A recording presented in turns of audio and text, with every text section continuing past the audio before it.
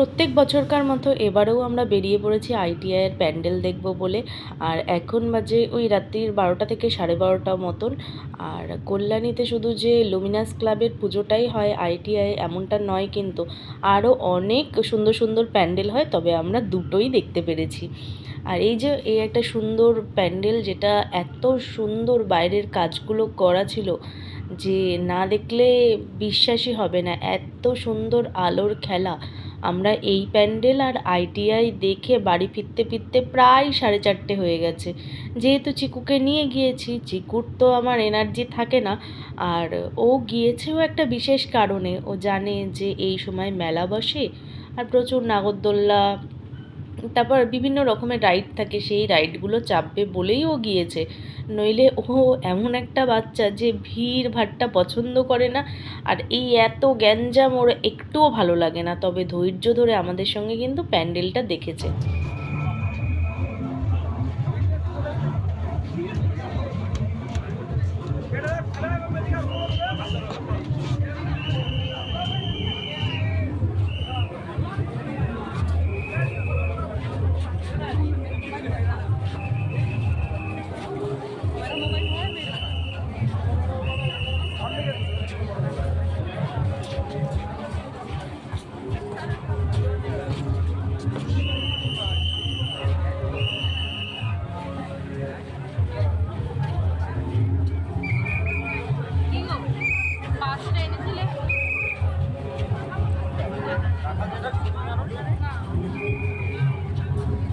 আগেই বলেছিলাম চিকু কিন্তু ঠাকুর দেখতে আসেনি, ও এসেছে বিভিন্ন রকম রাইড আর জিনিসপত্র কেনা টেনা এসবের জন্য। কেনা টেনার বায়না এখন একটু কম করে। তো ওই বেলুন ফাটানো হয়ে গেল আর আমরা চলে এসেছি এখন আইটিআইয়ে। এত ভিড় বলবার মতো না। তবে আমরা 5 মিনিটে আইটিআইয়ের প্যান্ডেলটা দেখেছি।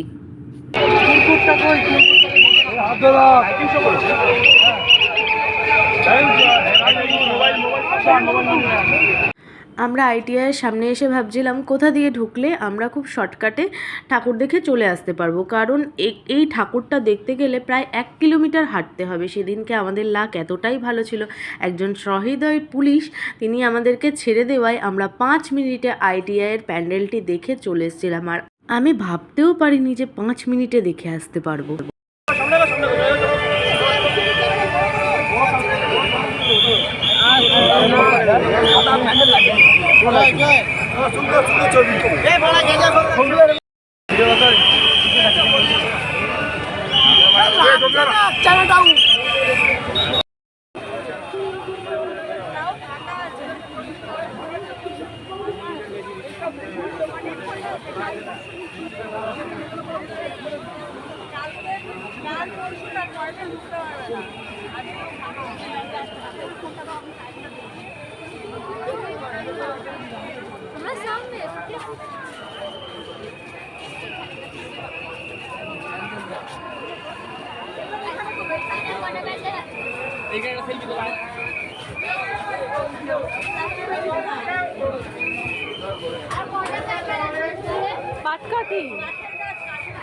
বাটখাটি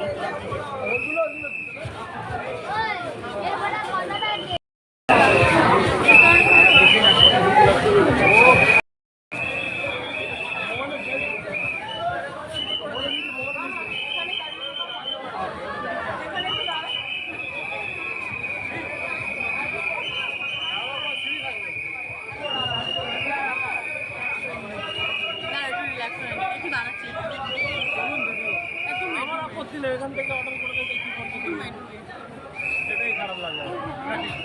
হ্যাঁ বুঝেছি, বসে গেছে, আমি দাঁড়িয়ে আছি, কিন্তু আমাকে শুনতে হবে। চলো ওই লাইনটাতে ঢোকো, আমি ছবি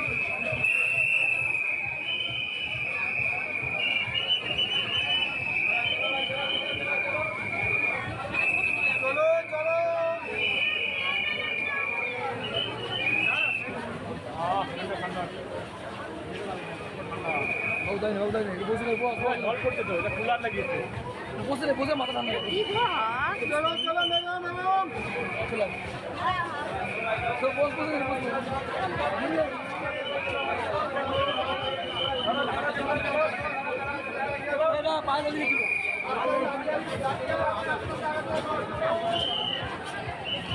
প্যান্ডেল যতই ভালো করুক 30 সেকেন্ডের বেশি প্যান্ডেলে থাকতেই দেবে না। প্যান্ডেলে কি কাজ করেছে না করেছে খুঁটিনাটি না দেখেই ঢুকতে যা দেরি, 2-3 ঘন্টা লাইনে দাঁড়িয়ে একদম 30 সেকেন্ডে বের করে দেবে। আমাদেরও হয়েছে সেই দশা, তবে আমাদের 2-3 ঘন্টা লাইনে দাঁড়াতে হয়নি, 5 মিনিটে ঠাকুর দেখে চলে এসেছি। আর আগেই বললাম আমার সঙ্গে আমার ছেলে গিয়েছে এই রাত্রিরে শুধুমাত্র রাইড চাপবে বলে। তাও আবার কি ওই যে উঁচু নাগরদোল্লা, যেটা দেখলেই আমার বমি চলে আসে। আর ও নাকি এই হাই স্পিড নাগরদোল্লা আমি জীবনে কোনোদিনও চাপিনি।